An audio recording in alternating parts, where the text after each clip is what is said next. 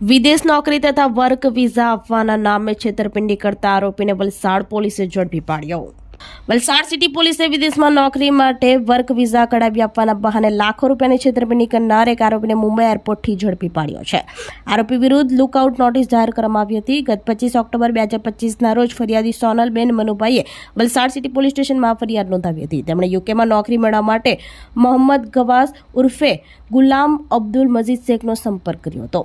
આરોપી યુકેના વિઝિટર અને work visa માટે રૂપિયા 20 લાખનો ખર્ચ થશે તેમ જણાવી અલોરા ઇમિગ્રેશન અને એ ફિટનેસના એકાઉન્ટમાં રૂપિયા 10 લાખ જમા કરાવ્યા હતા। આરોપી વિઝા ન કઢાવી આપતા અને રૂપિયા પણ પરત ન કરતા સોનલબેન સાથે છેતરપિંડી અને વિશ્વાસઘાત કર્યો હતો। આ અંગે તાત્કાલિક વલસાડ સિટી પોલીસ મથકે ફરિયાદ નોંધાઈ હતી। તપાસ દરમિયાન જાણવા મળ્યું કે આરોપીએ ફરિયાદી ઉપરાંત અન્ય 4 વ્યક્તિઓ પાસેથી પણ વિઝાના બહાને કુલ રૂપિયા 76.39 લાખ ઉઘરાવી લીધા હતા।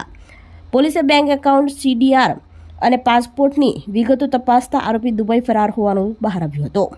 આથી તેના વિરુદ્ધ લુકઆઉટ નોટિસ બહાર પાડવામાં આવી હતી। ત્યારબાદ 13 જાન્યુઆરીના રોજ આરોપી દુબઈથી મુંબઈ એરપોર્ટ ઉપર પરત ફરતી વખતે લુકઆઉટ નોટિસના આધારે તેને ઝડપી પાડવામાં આવ્યો હતો। પકડાયેલ આરોપીની ઓળખ મોહમ્મદ ગવાસ ઉર્ફે ગુલામ અબ્દુલ મજીદ શેખ રહેવાસી સહયોગનગર મોગરાવાડી વલસાડ તરીકે થઈ હતી।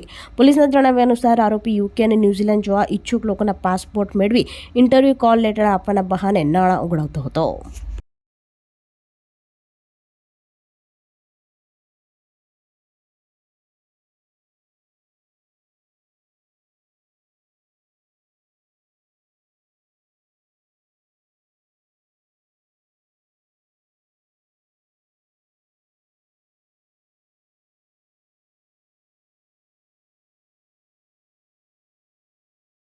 આપણી સંકલ્પ ન્યૂઝ ચેનલને સબસ્ક્રાઇબ અને લાઇક કરો, બેલ આઇકન દબાવો જેથી આવનાર ન્યૂઝ અપડેટ્સની નોટિફિકેશન આપના મોબાઈલ પર સૌથી પહેલા પહોંચે।